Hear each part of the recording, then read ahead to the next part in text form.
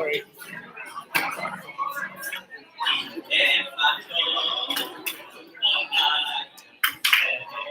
The rock and roll? This is the link you want to share.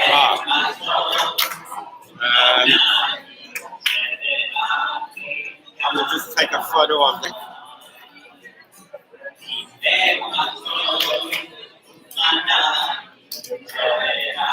Thank you.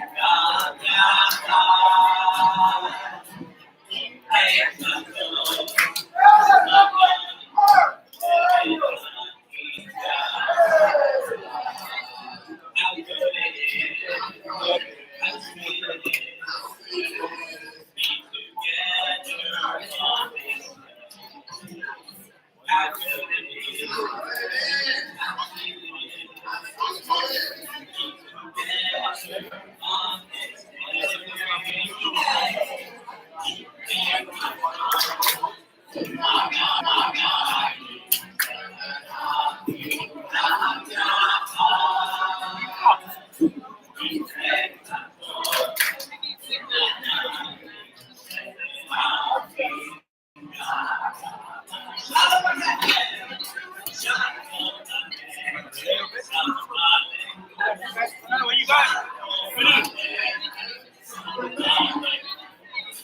Hey, boy.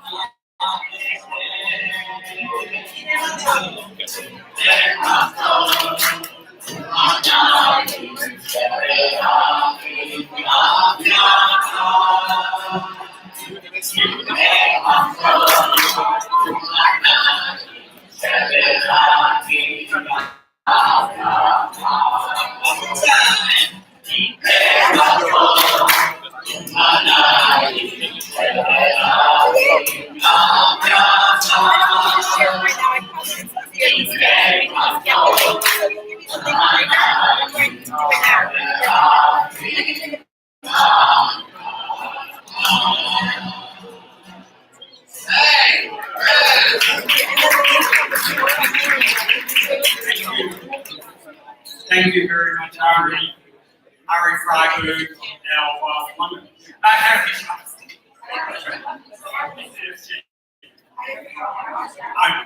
Ari, wonderful. Thank you for singing us into this session.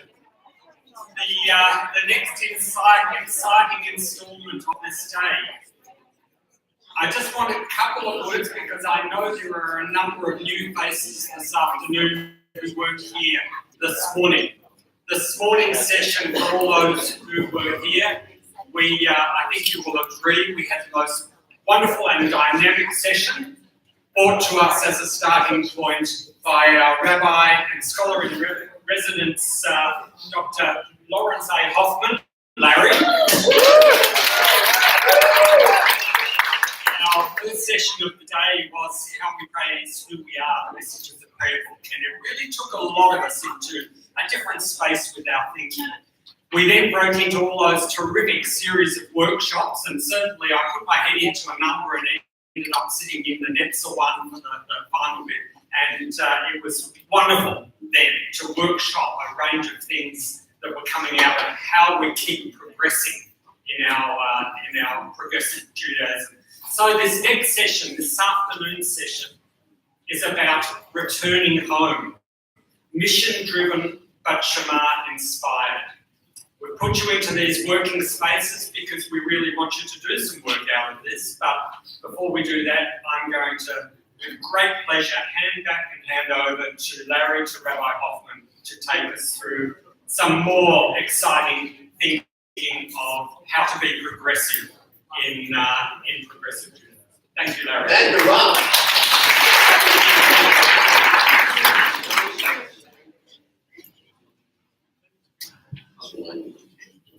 Yeah, that's it. All right, we got a lot of time. That's good. If it goes quickly, you'll see. Hey, it's good to see you again. Or still, something like that.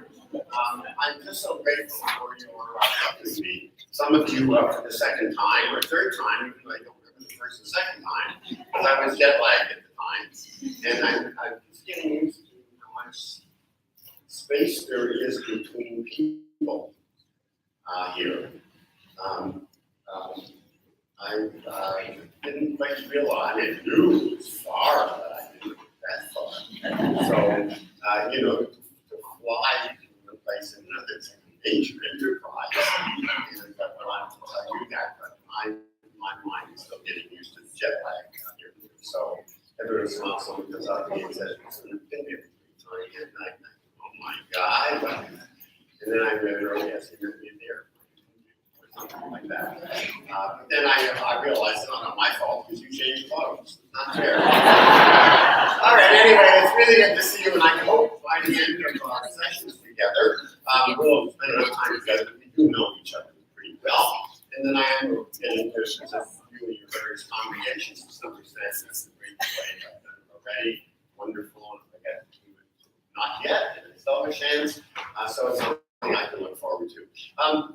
This morning, after our session together, I huddled with a few people and I said to them, gee, I hope I start to write a note with you all. So, you know, there's no secrets I want to share with you. Not concern, my fond hope.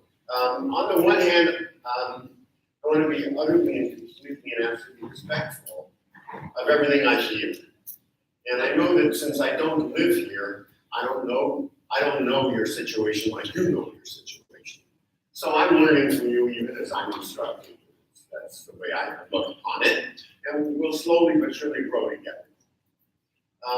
I bring to bear not just an American perspective. I did mention that this morning, but I want to be very clear about that.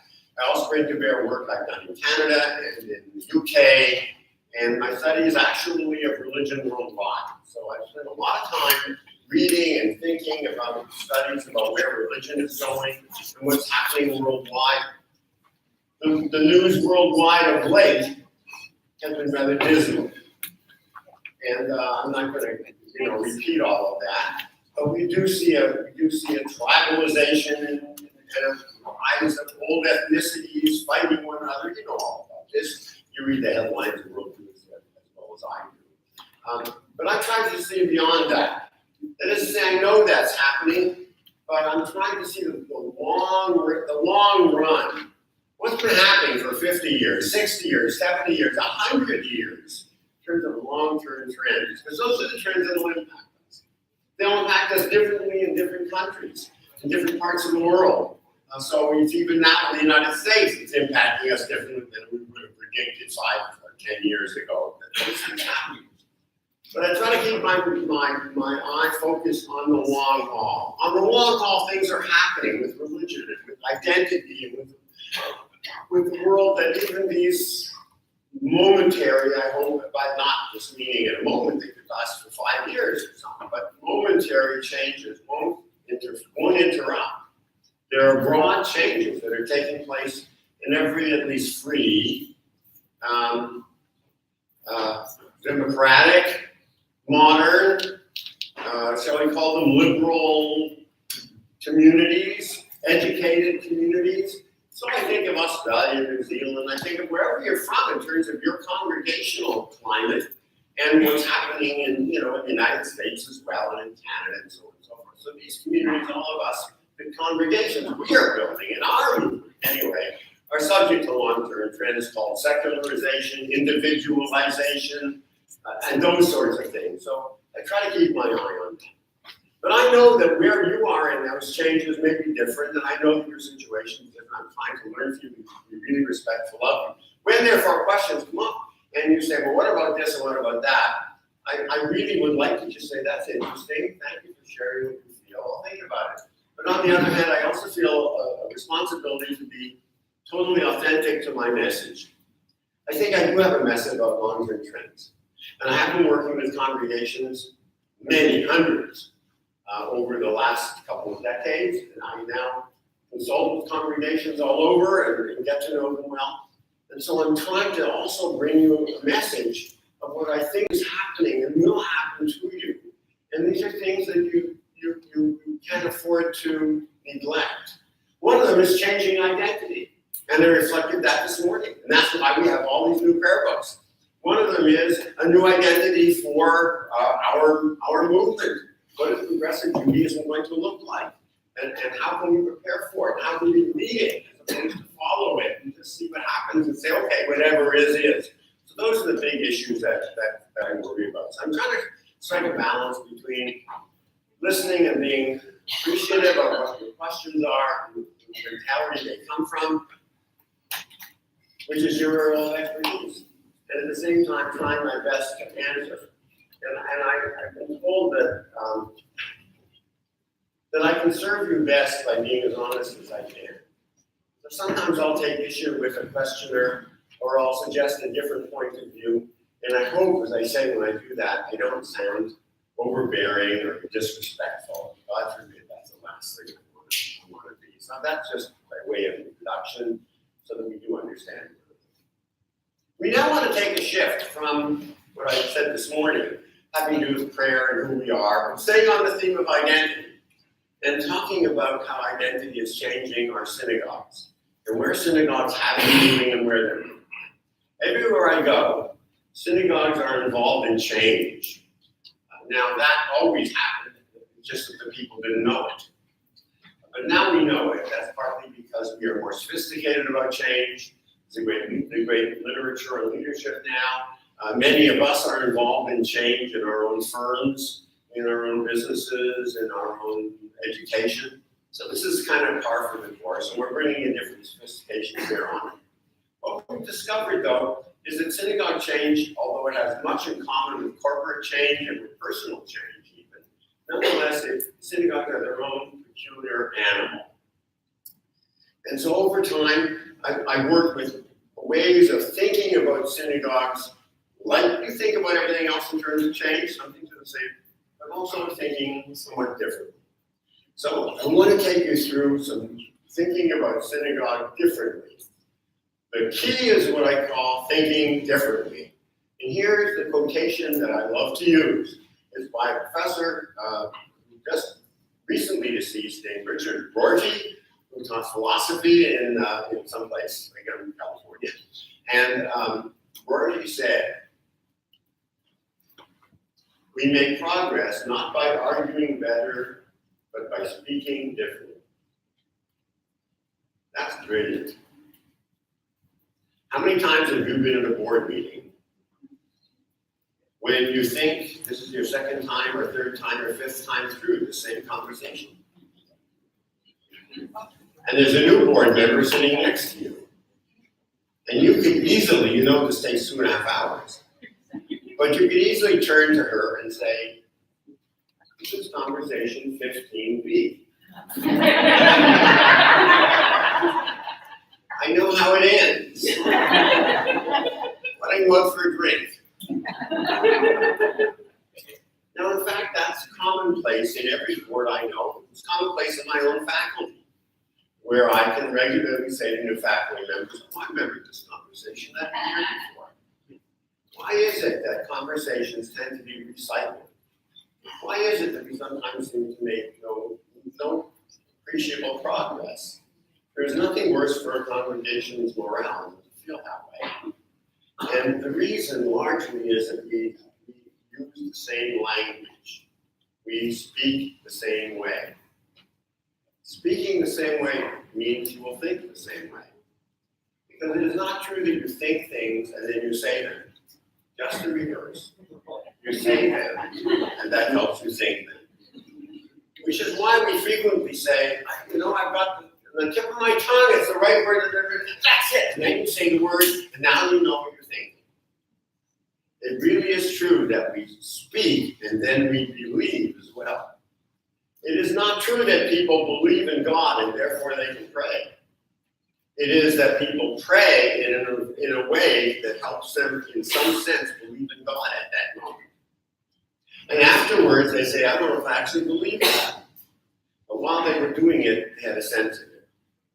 One example, in a congregation in Washington, D.C., a rabbi tells me, it's a new custom relatively.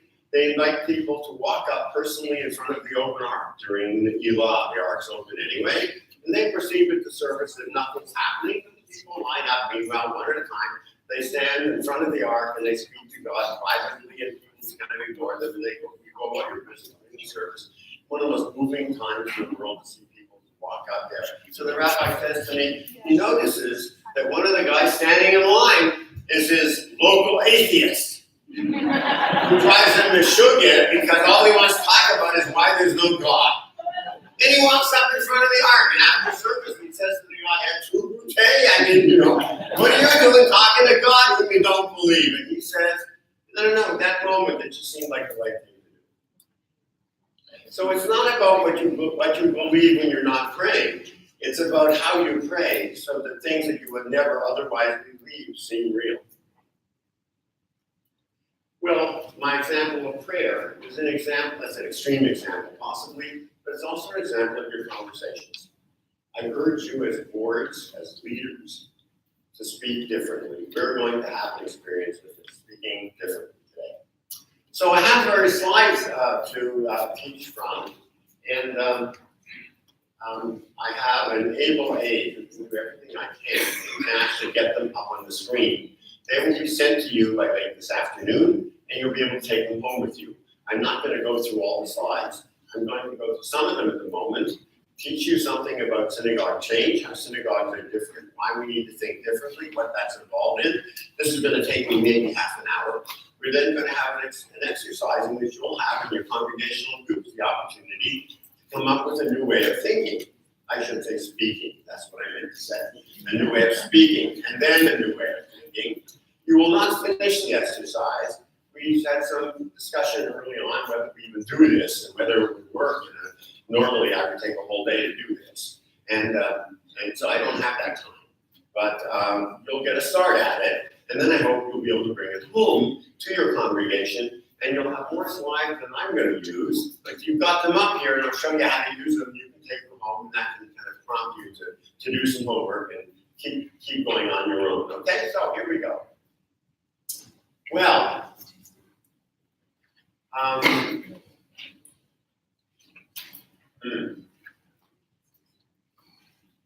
Something wrong with the first slide.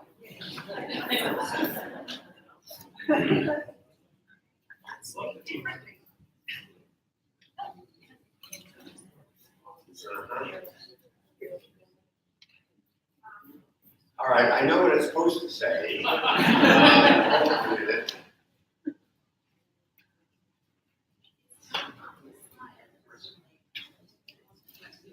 Well, we'll go to the second slide. We're on. Okay, here we go. We'll stop here. I can tell you what it is. So, I'm sorry about that. I must have said it the wrong way or something. It turns out that I have a quotation, first of all, from a person who founded Starbucks. And he says that the reason he's doing so well is not because he has better coffee.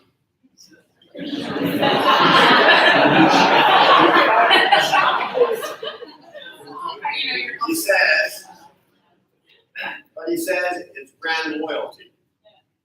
That people somehow feel that this is the way they want to be and what they want to do, and he could serve he doesn't say it, but he could serve pretty much anything, and people would go there and they would enjoy it. No, that's not true. He has to have a certain quality and so on and so forth, but he says it's really about brand loyalty. So then I have a second quotation from someone in a congregation who says, I was a member for a long time, he says, and I left. And it wasn't the money. I said it was, because that was a convenient way of putting it. But the truth is, I just didn't feel like there was any point to it anymore, because the synagogue didn't stand for anything that really was something that I cared to stake my life on. And therefore, it was just more convenient, just as easy to leave. The point is, when people say to you, I can't afford it, or people give you reasons why they want to quit, the real reason is they just don't have any brand loyalty. It's like Starbucks. If they don't feel loyalty to who you are, if you're just another organization that has did things for them for a while, then when they no longer need things, there's no reason for them to stay. And yet there's evidence is very high that great numbers of people see no ultimate value in synagogues, and without an ultimate shared value, they have no loyalty beyond the services the synagogue offers. So the first way, kind of new talking you need to do is you have to ask yourself, what is the ultimate value that we have? And if we can't come up with an ultimate value, then we haven't had the right conversations yet. It happens that you will spend most of your time because you will have to putting out fires in the congregation, talking about, how to raise the dues and how to fix the roof and whether you should admit so-and-so and what are you going to do about Mrs. Weeby always complaining that it's been a certain height and on and on and on. And there's almost no conversation that takes place with regard to the ultimate value of who you are. The result is what I call limited liability communities. A limited liability community is a community that people join with a list in their pocket of what they expect of the community. Like I belong to a gym and I expect there will be good equipment and I'll be able to use it. I belonged, when I had a kid, to a parents-teachers organization and I expected that we would have good equipment in the schools. I did not go to the gym and ask them for equipment in the schools. I knew the difference. When my kids finished school, I left. I didn't join the PTO anymore. And I'd like to say I still belong to a gym, but oh well, that's not so. So the point is, a limited liability community is what happened in modernity. Until then, all communities were totally liable. That's what it was like in the shtetl. That's what it was like when our parents and great-great-grandparents came over here and they were small numbers and then, they took care of one another. That's it's called a natural community. Natural communities are gone. Instead, what we have are limited liability communities. And you belong to them with lists in your pocket of what you expect. A good day is when you scrape off everything on your list. You're done. Meaning, you needed to go to the gym, you did it. It's worth what it costs. Meaning, you needed to go to the library, you did it. Okay. And on and on and on. Synagogues somewhere in the 20th century went the route of limited liability communities. They became things that said implicitly, you belong to us and we'll fulfill your list.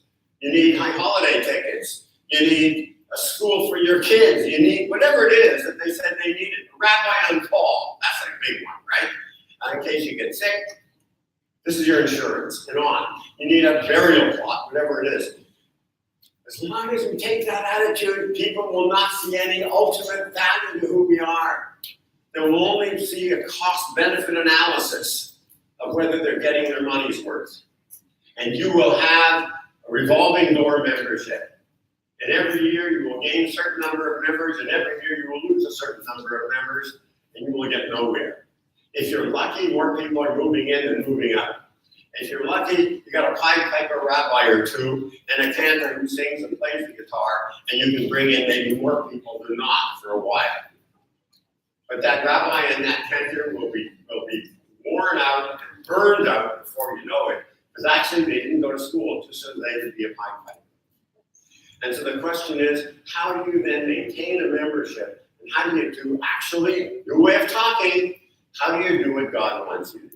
Now you want to say to me, wait a minute, just switch gears on me. I will use the word God regularly, and I think you should. I don't insist on it. I know it doesn't come natural to Jews. How did that happen?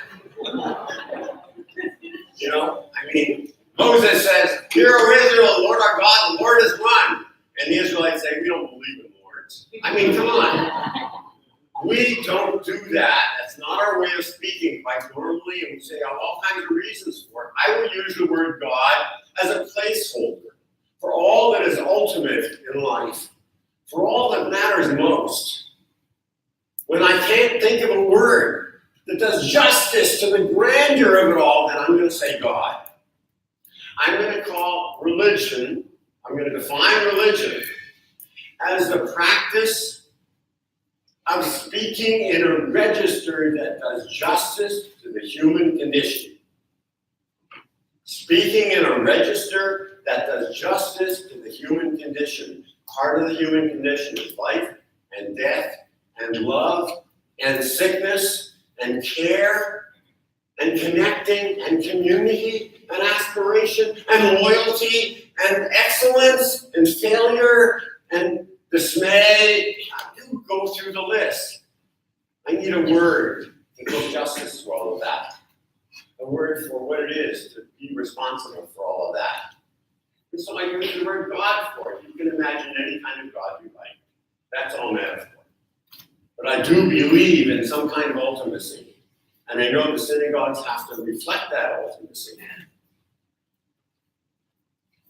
If you have revolving door membership, you will have constant frenetic activity to convince people of the synagogue's value.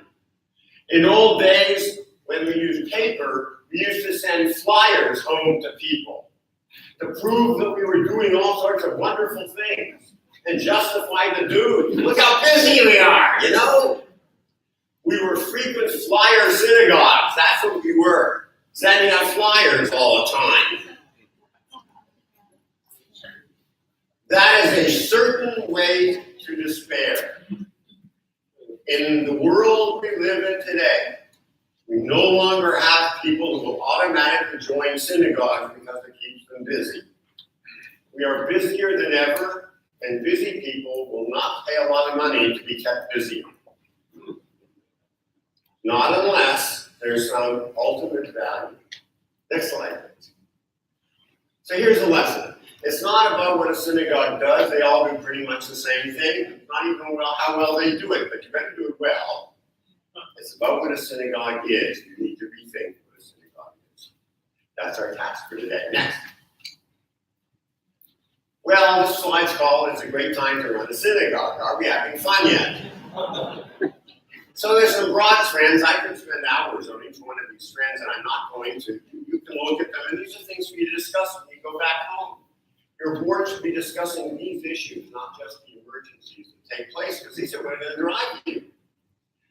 What's happened in the last 20, 30 years? Well, 50 years. It turns out that individuals are living longer. There's actually life after 50. We don't give up on people after their kids have grown up. There's a whole generation out there that actually matters.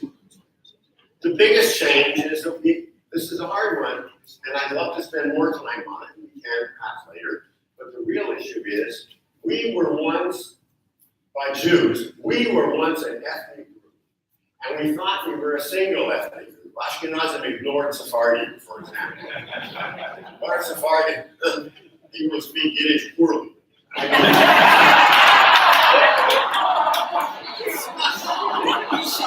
That's not too much. Everybody came from a shtetl in Poland.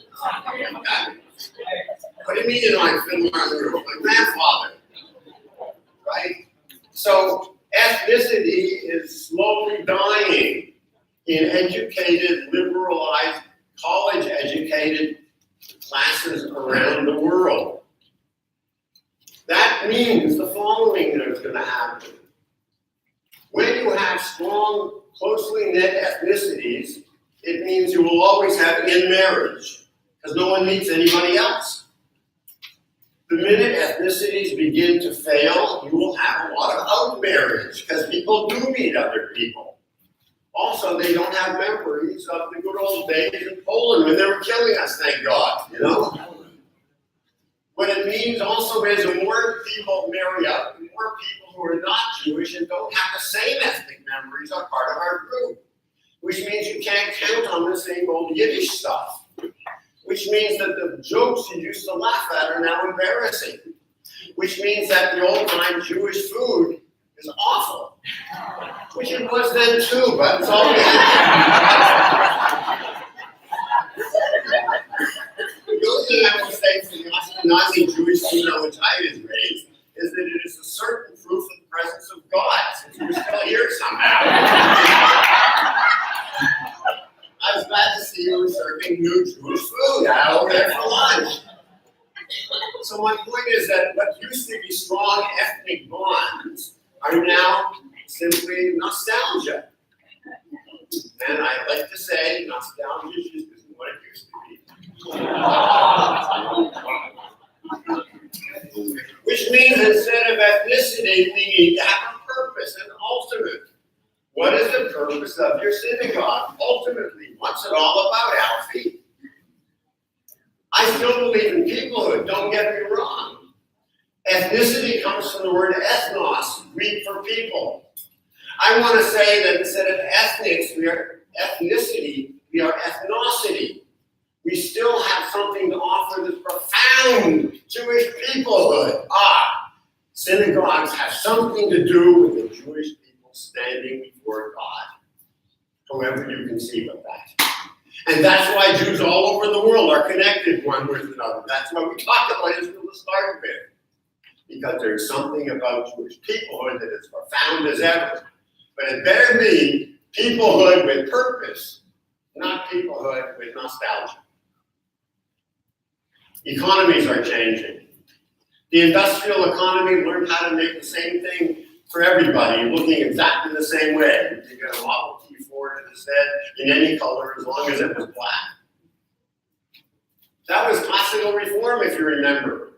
Every synagogue looked the same, they all dressed the same, they all did the same. That became a service economy.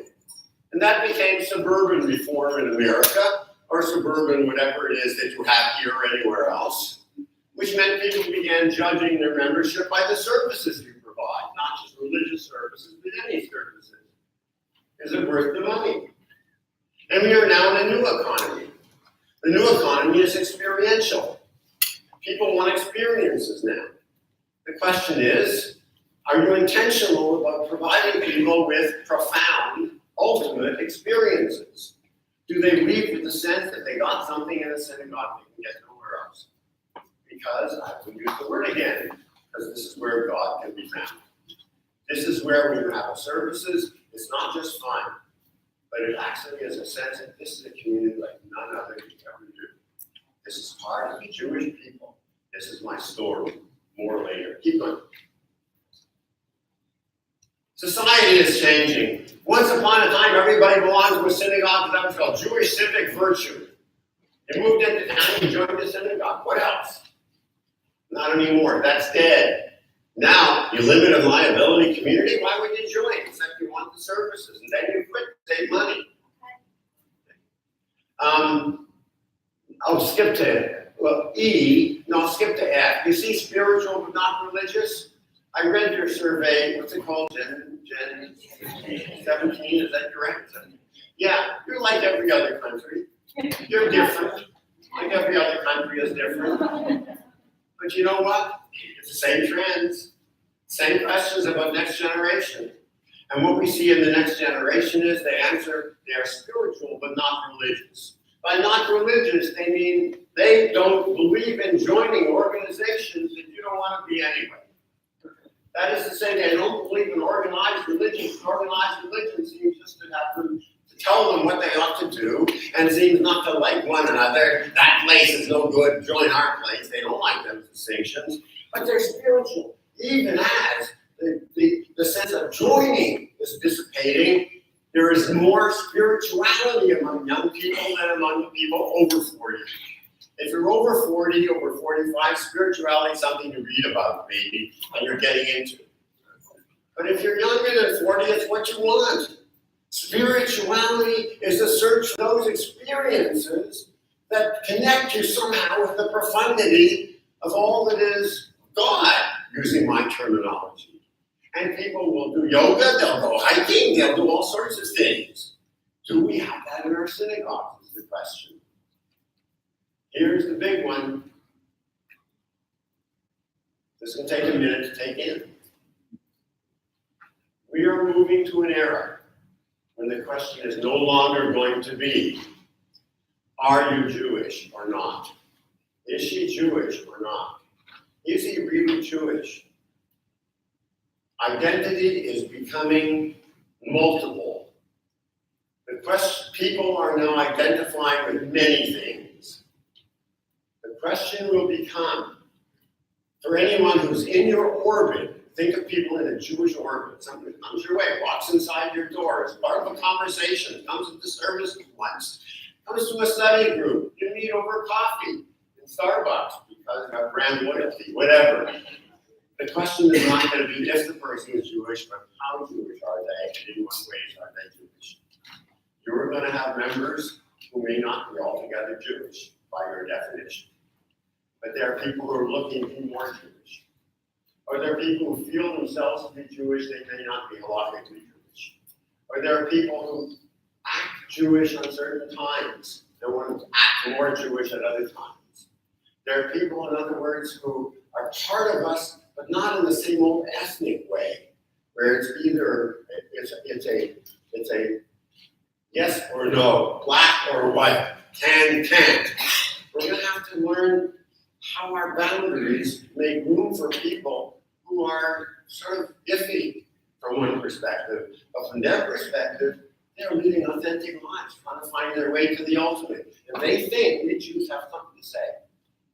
The more here's another one. I will say to you, the more secular and disbelieving the world becomes, the better for us. Because we actually have something to offer. We actually have a religion that believes in the ultimate and is willing to have a conversation about it. And that conversation is called the Bible and the Talmud and everything else. We actually have a religion that believes in science. You don't have to leave your scientific self at the door. We actually think that if science proves something about the world, that's proving something about God, because God created the world. We actually have something called Jewish peoplehood. That is a profound thing no one else has got. That we feel that we are connected to Jews everywhere. We actually have a place called Israel, a land. A special land that you can be part of and not have to even live there. So nonetheless, it's something extra that adds to you. We have something called community. We have open-mindedness. I'm talking especially about progressive Judaism, where we don't have to say, wait a second, if this is the only interpretation, I don't want to be unfair to Orthodoxy. I love Orthodox Jews too, believe me, and I lived a life for a while. There are profundity to modern Orthodoxy as well. But I live in a liberal world with equality. I live in a liberal world where I want women to have rights. I live in a liberal world where LGBTQ people should be perfectly at home, and on and on and on. So that's where the world is going, and that's us. Anyone looking for ultimate meaning can find it with us, if we know we've got it, and if we have the conversation to discuss it. We, Synagogue 2000, sent people into congregations, and they were mystery shoppers. And they pretended they were interested in joining. And we watched what happened. What conversations did people have with them? Well, they talked to them about what it cost. Yeah. They talked to them about how busy they could be. Oh, we have first Monday, second Tuesday, third Wednesday, and fourth Thursday. And every Friday we have services, not to mention Shabbat morning. Sundays, by the way, I'm exhausted thinking about it. Thank you, but no thank you. Nobody ever talked to them about such things as, what are you looking for in life most? Well, we believe in having conversations about the things that matter most, actually. You don't do it all the time. We're not a heavy group. We're fun, actually. But we actually think that life is very complicated. And we think we only get one time around in life. We're about what do you do with that one time in life. We're interested in how love happens, and we're interested in connecting people. We believe that connection is profound. We even believe we have connections with people called the people of Israel. And we think that we have to make the world a better place. What are your passions in life? I'd like them to really care deeply about you. We want to help you exercise your passions. How can you matter? We want your life to matter. Sometimes we say to ourselves, what will people say about us after we die? We want to live in such a way that when we die, people say the right things about us. Oh, you have young children? We're really interested in spiritual parenting. I mean, other people can teach you a lot, but we think a lot about how you raise children. To exercise awe at the universe and feel good about who they are. You know, someone they're made in God's image. And that's the kind of thing about best we like to talk about. I hope you join us if that interests you. I'm making this up. I mean, that's not exactly what I might say, but that's this kind of thing. Nobody talked about that. Keep going. Well, notice on A, there are three major things that boards are supposed to do. In not-for-profit boards exercise fiduciary, governance, and generative qualities. Fiduciary quality is finances. You're responsible for your congregation. Governance has to do with how the place is running. You will always have those conversations. That's where the problems lie. It's a third area that never gets discussed. 1/3 of your time on your board should be generative conversation. Having the kinds of discussions I've alluded to. What are we here for anyway? What will matter most to us? What do I care deepest about? Why am I actually here? Why are you here? What brought you here? When your term of office is over, what will count for success in your life? How can you be nurtured even as you nurture others? What do we do in the board? Oh, we're in the nurturing business. We nurture other people.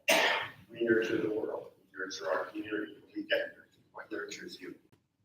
We want to have the generative conversation, and that's the new way of talking, I'm suggesting.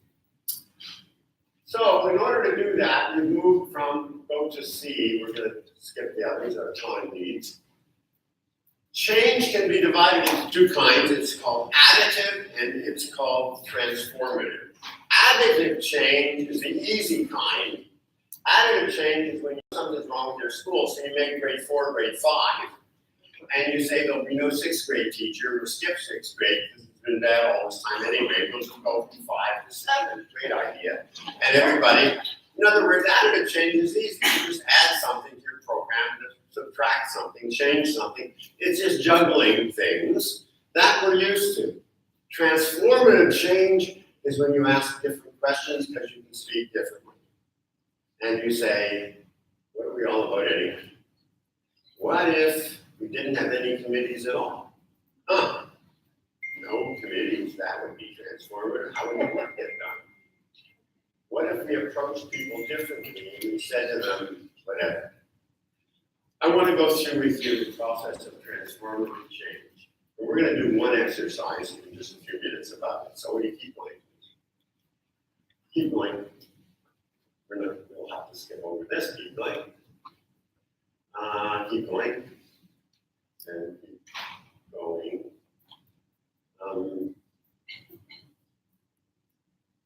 There should be a chart, flow chart left to right forward.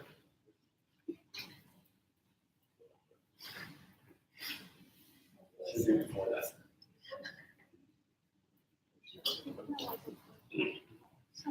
It's not. Hold on a minute. All right. This alludes to it. Somehow it didn't come out. All right. We'll use this. This will be fun. Okay. You send things across the world and sometimes the slide. Yeah, it's all right, just follow with me. I can draw this. I was trying to be smart and get these slides. Now we're boy, I might have to make it. We'll now retreat to the pre-modern day and give you a sense of what I have in mind. Normally, people perceive immediately what we call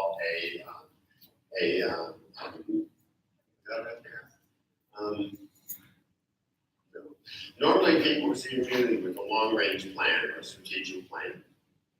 So we know that things have to change and we say, let's have a strategic plan. And so what you do is you together analyze what you're doing and why you're doing it, how you're doing it, the cost analysis is up and so on and so forth. And then when you're done, you have a good sense of the next 5 years, 5-year plan, and it's going to be in what order. And then you analyze your resources. You say, well, how would we reallocate resources for it? How much money will we need for it, and so on. That's a great idea. You should all do that. What people don't do, however, is first of all, they ask themselves, who are we?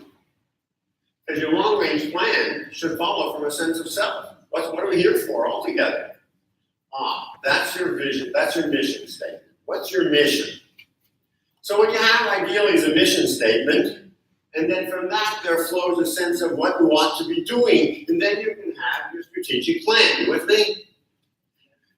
So everything depends upon that mission statement. And here's the problem with mission statements. I've collected mission statements from synagogues. I can tell you that they're all exactly the same. That is because they're mission statements by committee. By committee that wants to get everything in. They're descriptions of the kitchen sink. In other words, here's a typical mission statement. It always starts with something like, we are a warm and welcoming, yes,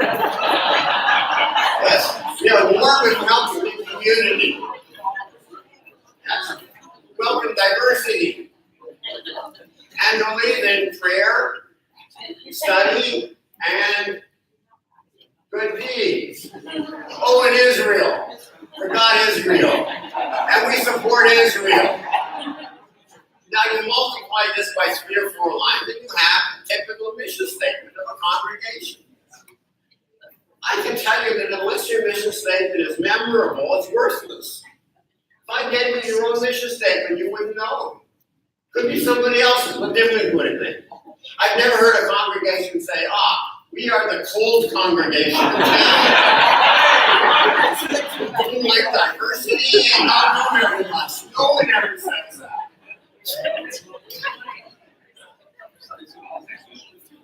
And you know why? It's because you haven't practiced speaking differently, so you have nothing better to say. Now, in fact, you all know that you stand for more than just that. But that's the rhetoric that we are used to using, and I'm urging you to have different rhetoric. So by contrast, I now tell you this following story. I take students every year to a kind of church that America has specialized in, called a mega church. And a friend of mine back there is no doubt smiling. He was all about this. He visited with me. It was all about this. In fact, I believe he could finish this very easily. So we asked the people in the mega church what they do, how they do it. And the reason we do that is not because we think my students who are going to be rabbis and cantors, not because I think that they should be in charge of megas or churches. I'm not in favor either. But because of something about the mega church that's captured in its own unique American way, I grant you, but it's captured the change in modernity and what's going on in terms of the search for spirituality. And I mean, they're onto that. They're onto it in a very right-wing Christian religious way. But I can ignore that stuff. I want to learn what they know. And then I can get rid of what I don't need. But if they're collecting, well, synagogues and liberal churches are likely to be getting 10 new people a year. They've got 15,000. And if you look at the 15,000, they're not all crazies. They ride the same cars and have the same jobs and live in the same places as people who won't join my synagogue. I'm wondering why they do that. So I'm standing there with a group of students one day, and I asked the pastor, how do you decide what to do? Because as I'm standing there talking, I can see that there's mummy and me class going on, and the mummies are all studying Bible on a Tuesday morning, and there were like 500 of them. 500! And the kids are all doing something else and so forth. It's a very busy place, and they're all doing religious stuff. And I say, well, how do you do this? How do you decide what to do? He says, only if it fulfills our mission statement. I say, so what's your mission statement? And he says the following. And my jaw drops open, as does my students, and we all start writing it down. And I don't have to write it down. It was memorable. The mission statement is, we change lives by the surprising discovery of the presence of God. And I want to say, wow, tell me more. Notice, this is a sentence that nobody would just normally make. It uses language that doesn't normally happen in the workplace or at home or anywhere. Notice how you move forward. You say, that's interesting. Now, when I compare that to anything in Judaism, I say to myself, we have a one-liner like that too. It's called Shema. Shema Yisrael, Adonai Eloheinu, Adonai Echad. We say it all the time. We die with it on our lips. That's our mission statement as Jews. It's not quite clear what it means. I mean, I know what it means, but I don't know all that it entails. What does it mean that God is one and so on? So when we have it in our prayer book, it's followed by the Ahavta, right? A whole paragraph where you get to define what you mean by if God is one, then what? And then you say, well, so you love God with all your heart and mind and soul, and teach these words to your children, and on and on. So I begin to think that our mission statement should be like the Shema Yisrael. It should be a one-liner to which people can lean in and say, tell me more. And then you get to write the Ahavta. This is what we mean by it. You can't put everything into the mission statement. Otherwise, it's boring. The mission statement should be a one-liner that is memorable, inspirational, aspirational. You're not there yet. You may never be. But it inspires you. You aspire to fulfill it. And it should be, I call it a gulp sentence. You got to gulp before you say it, because you can't believe it's coming out of your mouth. Now, notice it has three parts. Shema Yisrael, Adonai Eloheinu, Adonai Echad. Changing lives by the surprising discovery of the presence of God. We think in threes. And so, a mission statement that works must be, remember, it must be inspirational, aspirational, one-liner that people lean into, right? Like, tell me more. And you get only three parts to it.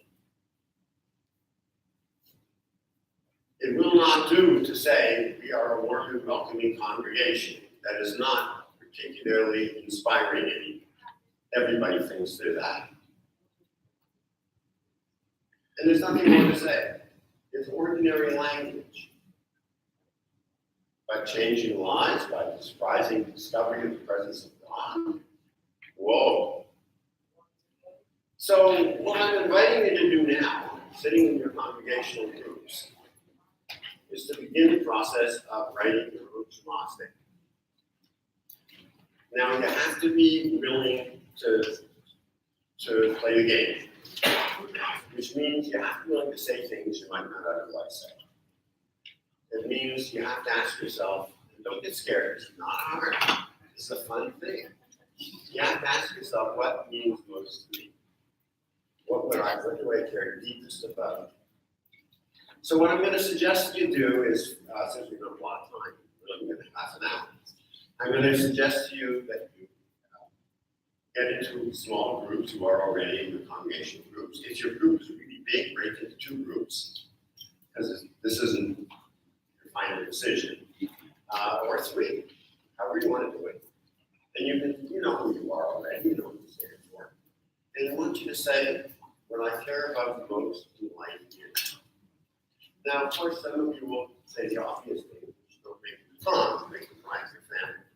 They're most of my kids. They're most of those health.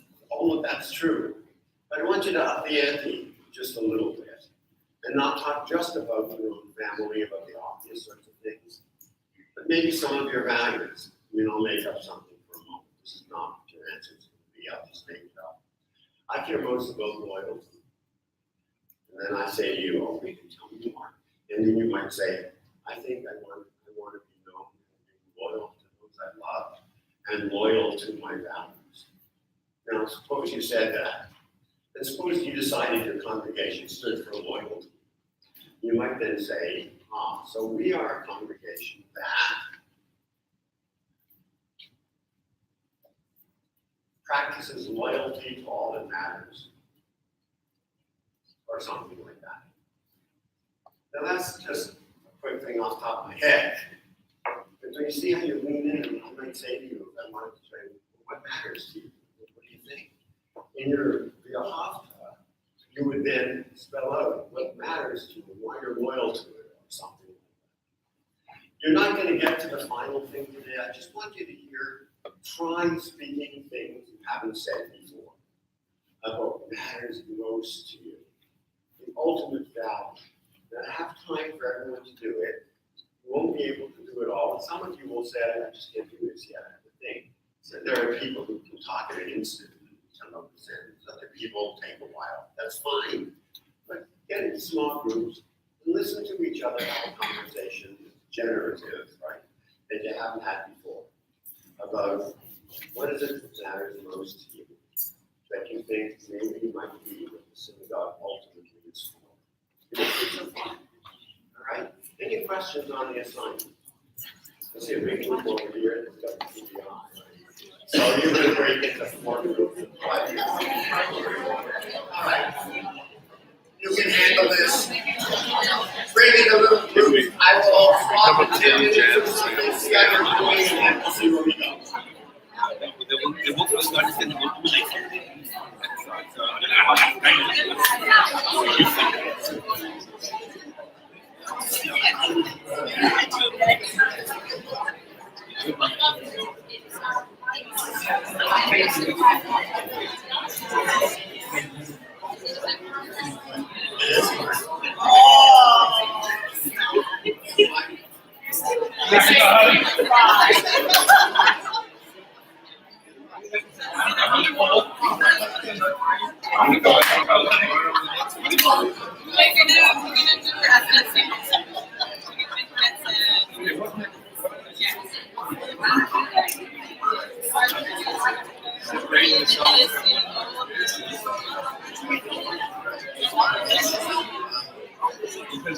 Oh, see how it's showing your face.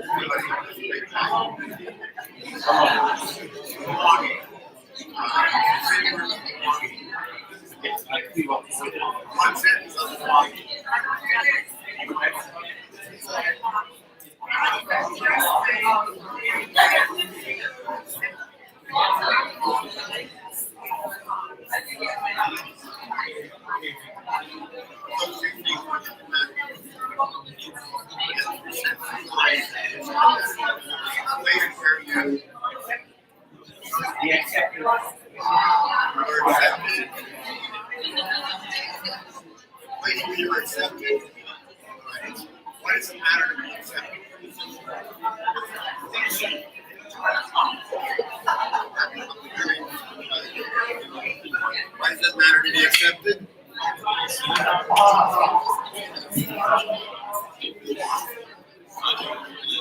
Society that it's accepted in most groups of society.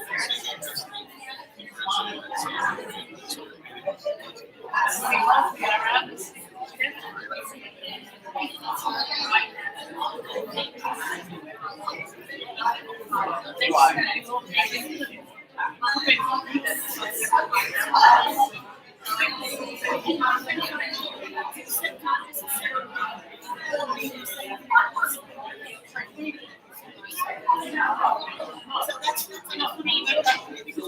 I say, I accept you. Our synagogue, so that you can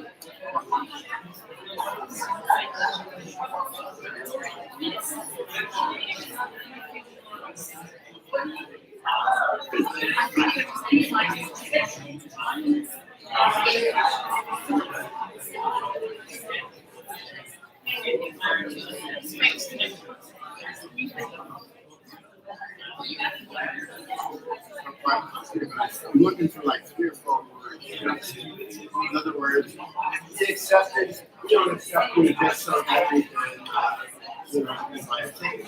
We accepted. You might say,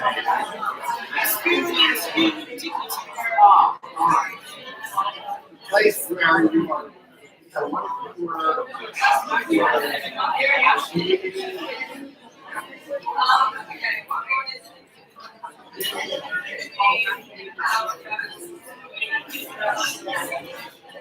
Where you discover with others the depth of human beings.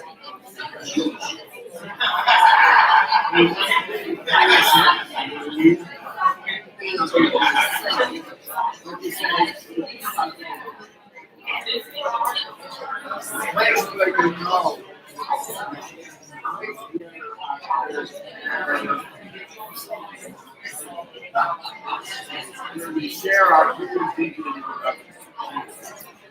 Place there.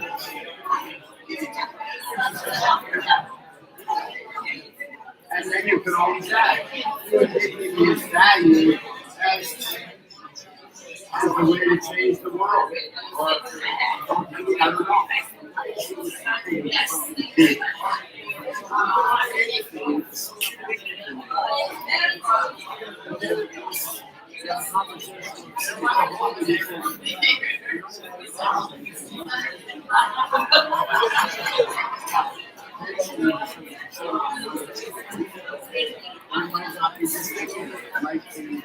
Place where we come, celebrate our dignity,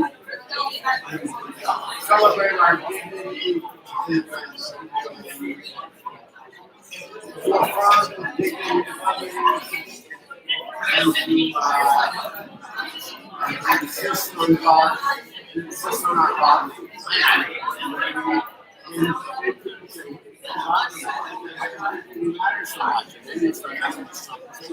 And that becomes your heart.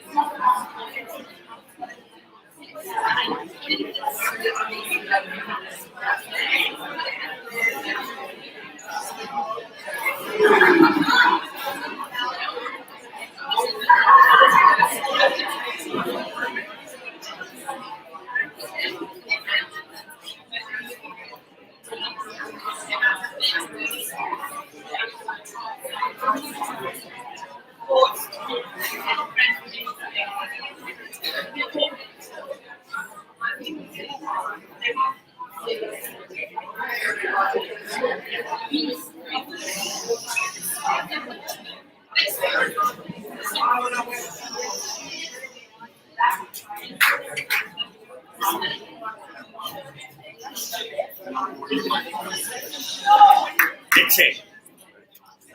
All right, so I've been walking around the best I can, so that you can some people are making progress, other people feel their stuff, some of the people who feel their stuff are stuck. Some people feel their stuff are doing just fine. Look, we only have 20 minutes. Something that takes months to do right. So we're just going to do an exercise now. I'm saying how it goes.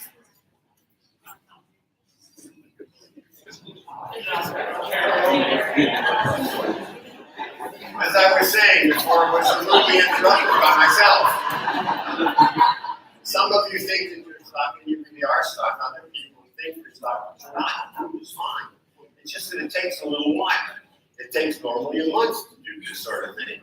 But what you're involved with is, look, you're involved with generative conversation. You have to figure out what matters most to you. And then you have to actually justify it. It's not normally you don't justify it because normally everybody nods and says, "I'll write that down." That's how you get a mission statement that's worthless. So when I'm not asking you to challenge one another and say, "That's not good. What are they dignity? Who believes in dignity?" I mean, you say, "Tell me more. Why does that matter to you?" I mean, pretend this is the Martian game. Pretend you're Martians. You come down to Earth and you do kind of originally religion. and somebody says something about being accepted, it's important to be accepted. And you don't just write down, we accept you as you are. I mean, and you do, that's fine. You say, why? Why does that matter? And then someone says, well, because if I'm not accepted, then I'm being denounced. And you say, put it in positive terms. And you say, why do you want to be accepted so much? And then somebody might say, because I believe in human dignity. I have my dignity. Oh, now you're on to something. So now you say, now you begin to say, my ultimate value is acceptance as a human being with dignity. Now we want, once you get some of your values down, the next step is to put it into congregational language. It's simple. We are a congregation that. So you have a congregation that accepts us for our human dignity. I got to this group in the back who said to me, we're stuck. And we began talking a little bit. And if you don't mind, I'll just kind of, actually, maybe I'll see a couple more first. Does anyone have a one-liner that they really liked? I'll go to it. You're all doing well. I was going to just use that one, right? So, can you? He's got a microphone. You have a microphone? Okay. There we go. So just want to hear people. Now, here we're just going to take a few minutes. Listen, please. We're just going to take a few. Shh. I need your attention. Just give us a one-liner that, kind of in process. What have you got? We are your Jewish family searching together for connection and meaning. So there's three things. We're a Jewish family searching together for things. For connection and meaning. So you have four things. We'd like you to put them into three eventually. But it's a very good start. When somebody asked me the question before, Greg, question, why didn't you have more Jewish stuff in it? I was talking about dignity, for example, and they thought, well, what's that Jewish? The answer is, folks, if you talk in Jewish terms only, then you're having an inner conversation for each other.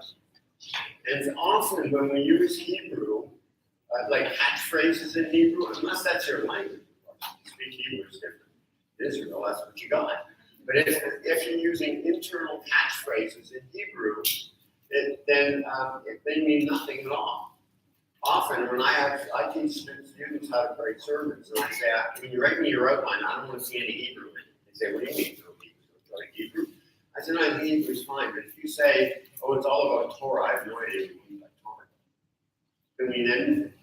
Maybe you don't have any meaning in mind. You're vapid, and you're just using your Torah to fill the gap. So I need to know something in English that I can nod to or ask a question about. Especially that's true if you're speaking to the world. You have to speak in language that the people get. And if they already get Torah, mitzvahs, and all that sort of thing, then of course they don't need your mission statement, do they? They're already in. So you need to, so that's why I would like universal. So where were we on your scale? Something about, okay, move on. This is the effort from Temple David in Perth. All right, perfect. Living eternal truths by bringing holiness and Jewish purpose into our daily lives. Okay, that's good. So let's say, tell me again what they are. Listen. Living eternal truths. That's number one. Now just listen to that for a minute. See, that's actually a good beginning. Why do you belong to the congregation in part and say, well, we believe in living eternal truths? Whoa. You too? Like, I'm that, see, I can lean in. That could be really kind of something that has to aspire to. We just want to live eternal truth.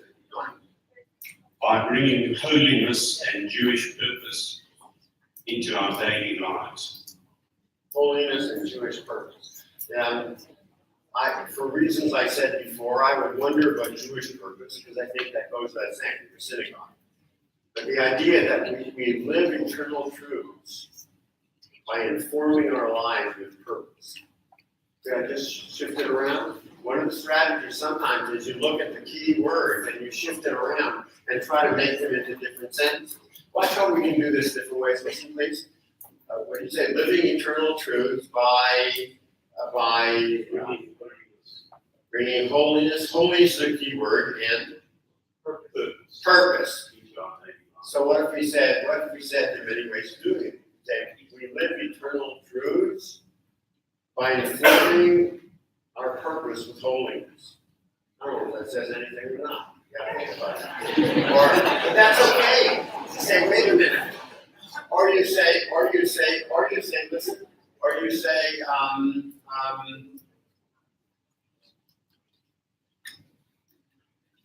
being purposeful about holiness to establish, to inform our lives with truth.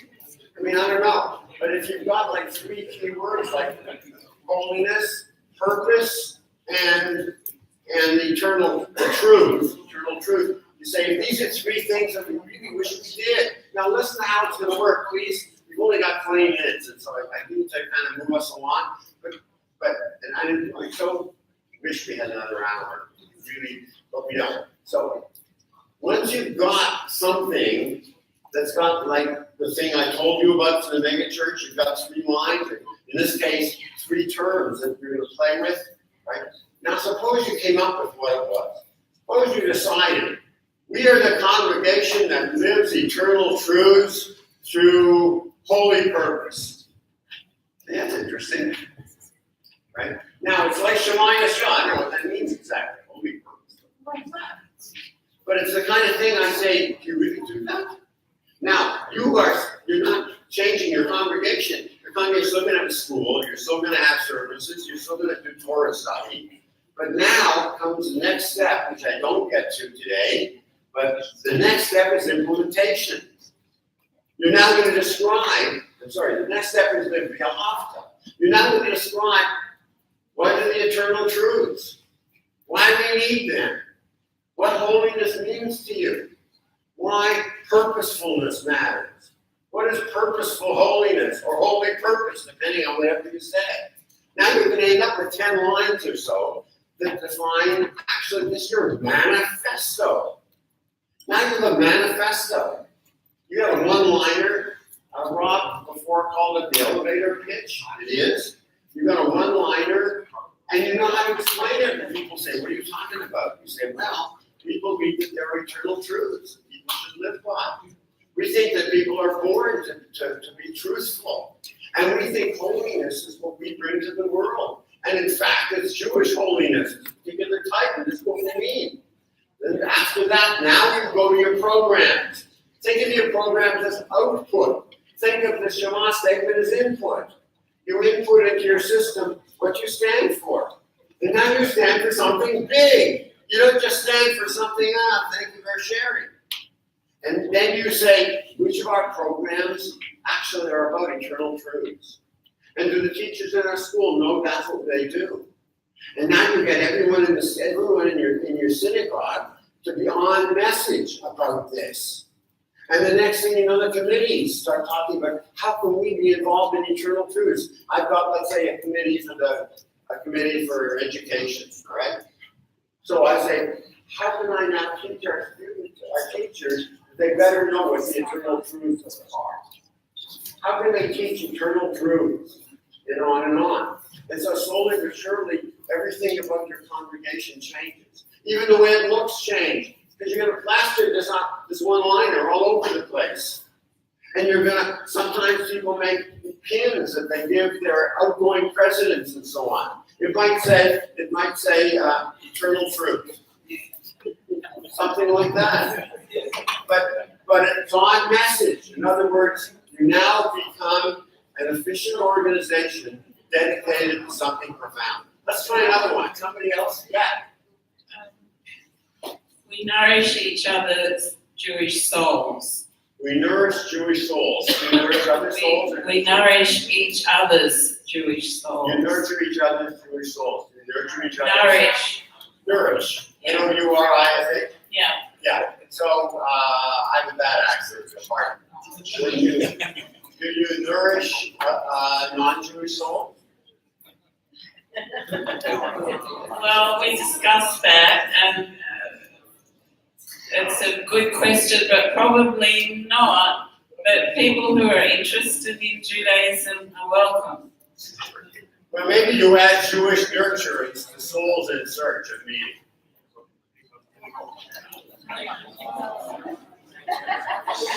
Now, you're listening.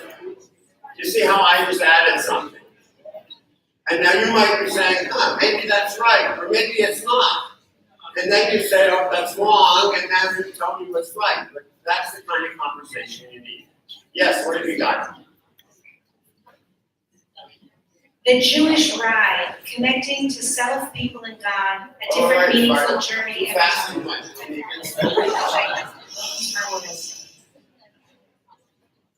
We actually want to hear this. Go ahead.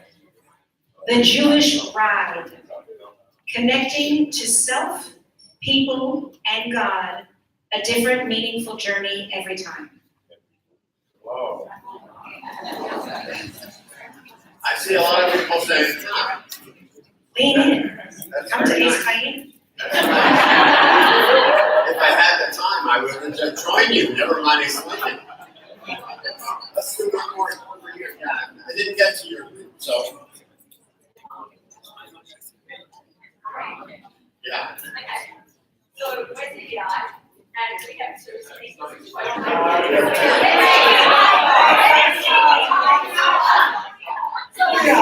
Now, what's going to happen? Let me explain what's happening. What's happening here is you are watching a schism in the background. I got that.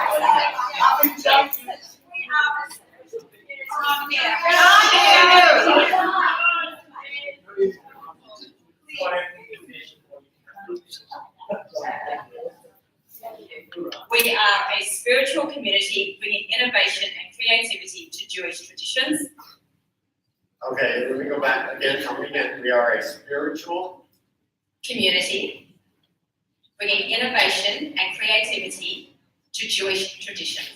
You know, when you have another, I get it, and it's a good start, but I want to know why you have an and. I can't answer that. Let me do the second one. Okay. The second one's more pithy. We have divinely inspired, positively engaged Jewish together. Cool. Let's hear that again. Divinely inspired. Divinely inspired, positively engaged Jewish together. What do you think? And the first one is the TBI mission. All right, good. Shh, listen. Are you getting how it works? I mean, can you see? All right, less is more. Yeah, when you get one line. By the way, when I ask you about the and, normally when you have an and, it's because you haven't decided which part you want. And so you solve, so rather than say something to it, you just put and. That's actually a common mistake in writing.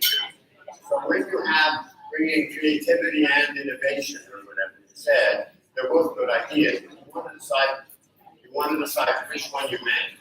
And if you mean them both, then you have to put them together somehow. So what was your and? Which one? Innovation and bringing innovation and creativity. So you would have to do something like providing innovative creativity, or you might have to say creating innovation, or something like that. Okay, good.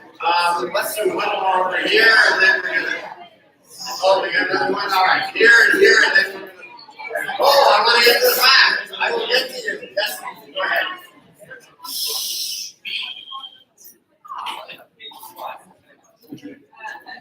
Listen. Okay, this is the second TBI group, and it is linked, and I do like what Joanne said, but we wrote, and this is just Go ahead. 4 women and a man, right?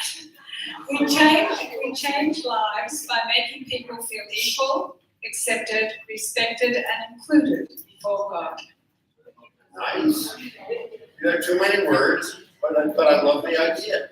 You've got 3 ideas: changing lives, making people feel whatever it is, and then before God. Now, that would work. You could do that. Understand there's no right answer. It's just got to be something that you get excited about. If it's not your values and you're not excited, you don't go home on fire with it, you didn't do your work. You gotta go home and say, guess who we are? I never realized it before. Feeling, and now you aspire to it. I promised you, and we're gonna get to the last table last, so don't go away. Yes. I'll just yell really loudly. That's All right. New Zealand, you're on. All right. We are connecting on a journey to make our Wait, go lives. slowly again. Connecting on a journey to make our lives a blessing. Hear the response. Okay. All right. To the other end.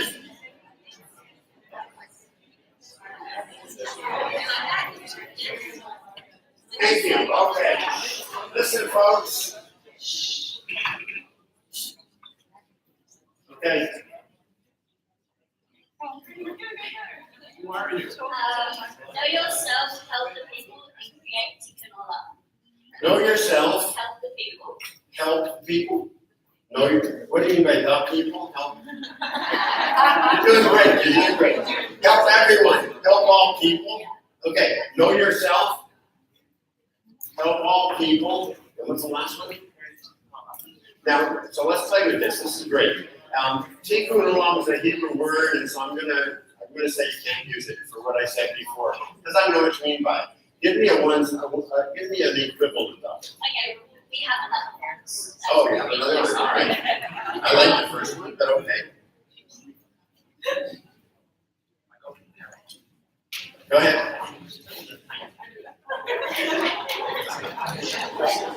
Making the world a better place by bringing youth close to their Judaism. By bringing. Youth close to their Judaism. Aha. Making the world a better place by bringing youth close to their Judaism. That's true. So let me ask you this: if you were to represent the whole congregation, and you would want to bring not just youth close to Judaism, right? So would you be willing to take by bringing everybody close to Judaism?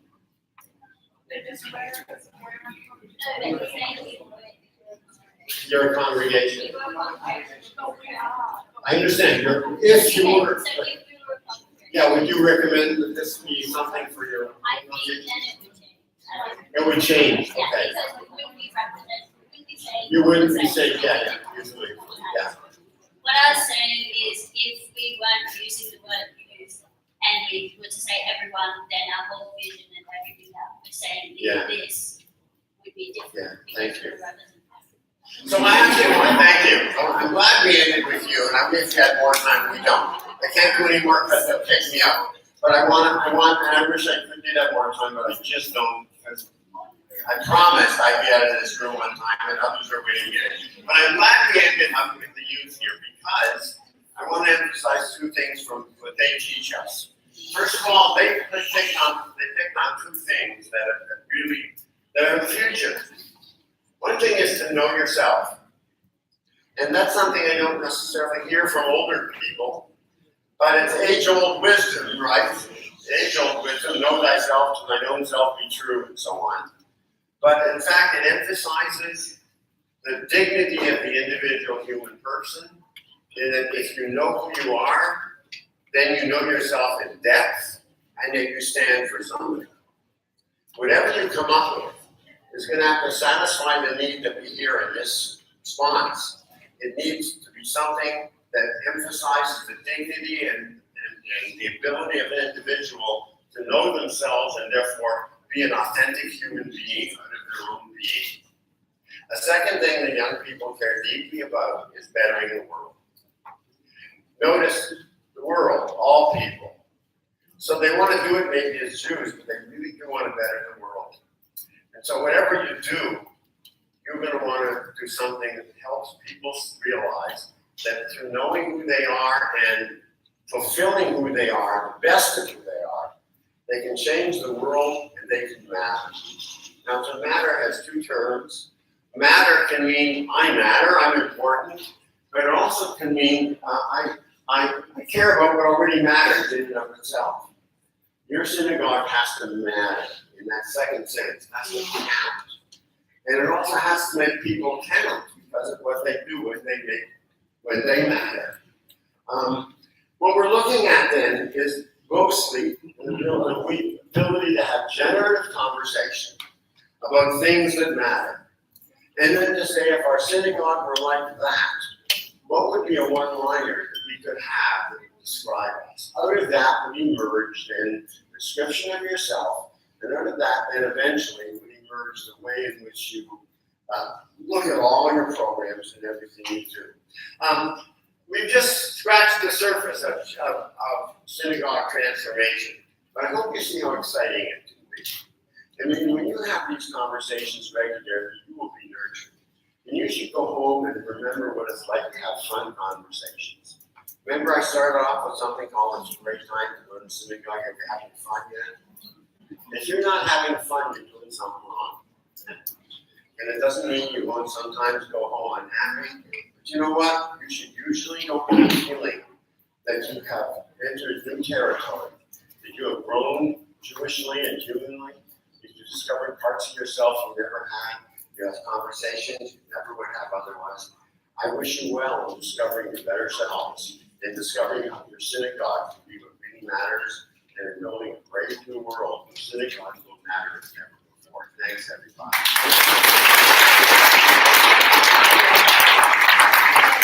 Thank you so much, Larry. This was incredible. I know everyone wishes we could have spent the entire day working on this, but thank you so much.